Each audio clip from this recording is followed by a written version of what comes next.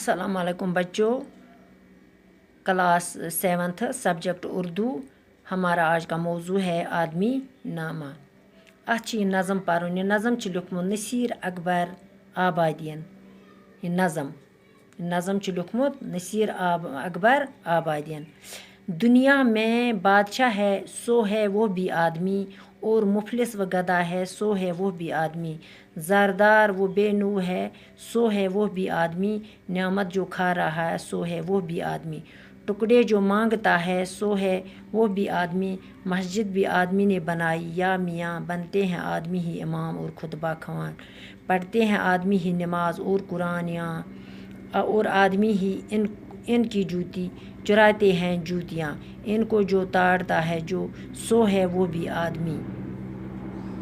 या आदमी पे जान को वारे है आदमी, और आदमी पे तबकिश को मारे है आदमी।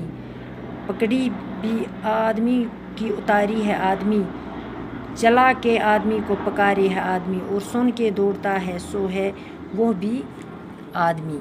दपा आदमी ऐसे कह जान करा नाकार करा, मगर सह इंसान आसान। क्या आसान? इंसान। अगर कह नेक काम कर सह कर इंसान, अगर कह बद काम कर सह कर इंसान। इसलिए इंसान सोरुई पानस तान।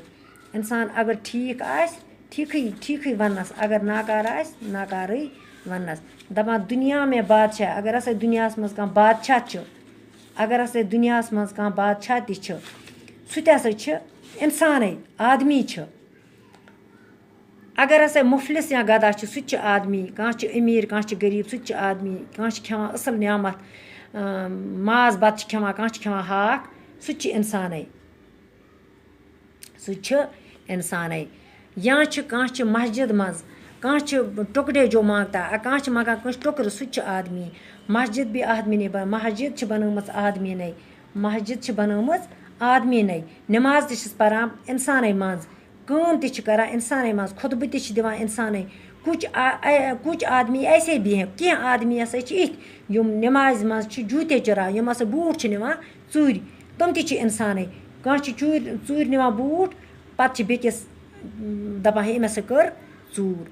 या आदमी पे जान को वार। दपान दुनिया मज आदमी अगर हसा कस जान दी, आदमी इस दुनिया में आदमी ही आदमी के लिए जान देता है। कह दिवान कंस खतर जू, और आदमी की जान भी आदमी ही लेता है। आदमी हसा निवान आदमी सुन जान तना मारित।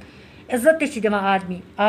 आदमी को बेइज्जत करने वाले भी आदमी ही है, इज्जत देने वाले को भी आदमी है। दपान युस हसा बेइज्जती तह करान, कह इज्जत करान, सह इंसान आसान। मगर कह आवाज़ और इसकी आवाज़ सुनकर जो इसकी तरफ दौड़ने लगता है वो भी आदमी है। दपान कह बेइज्जती हंद खतर रुकावान, कह इज्जत कंस करान, सह इंसान। कह बेइज्जती करान, सह इंसान। कह पत छुटान, सह इंसान। तो इसलिए पज अस पानस चेंज आन। सोरी पाने करान गलती इंसान करान, आदमी। बाकी वसलम।